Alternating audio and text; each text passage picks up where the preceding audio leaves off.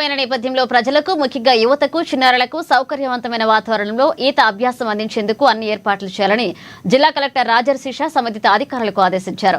ఇక పట్టణంలోని ఇందిరా ప్రియదర్శిని స్టేడియంలో ఉన్న స్విమ్మింగ్ పూల్ ను ఆయన పరిశీలించారు. ఈ సందర్భంగా స్విమ్మింగ్ పూల్ నీటి శుభ్రత, ఫిల్టరేషన్ వ్యవస్థ, అలాగే చేంజింగ్ రూమ్లు, పవర్ సదుపాయాలు, భద్రతా చర్యలు తదితర అంశాలను కలెక్టర్ పరిశీలించారు.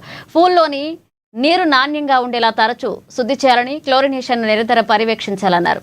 పూల్కు వచ్చే క్రీడాకారులు, విద్యార్థులు ఎలాంటి ఇబ్బందులు ఎదుర్కొనకుండా అవసరమైన అన్ని మౌలిక వస్తువులు కల్పించాలని, ప్రత్యేకంగా మహిళలు, చిన్నారుల కోసం వేర్వేరు సమయాలు కేటాయించే అంశాన్ని పరిశీలించాలన్నారు. అలాగే లైఫ్ గార్డులు ఎల్లప్పుడూ విధుల్లో ఉండేలా చూడాలని, ప్రమాదాల నివారణకు ముందస్తు చర్యలు తీసుకోవాలన్నారు. వేసవి కాలంలో అధిక సంఖ్యలో ప్రజలు స్విమ్మింగ్ పూల్కు వినియోగించే అవకాశం ఉన్నందున శుభ్రత, భద్రతా విషయంలో ఎలాంటి రాజీ పడకూడదన్నారు. ఇక్కడ క్రీడలను ప్రోత్సహించే దిశగా స్విమ్మింగ్ పూల్ను అందుబాటులో ఉంచడం అత్యంత ముఖ్యమన్నారు.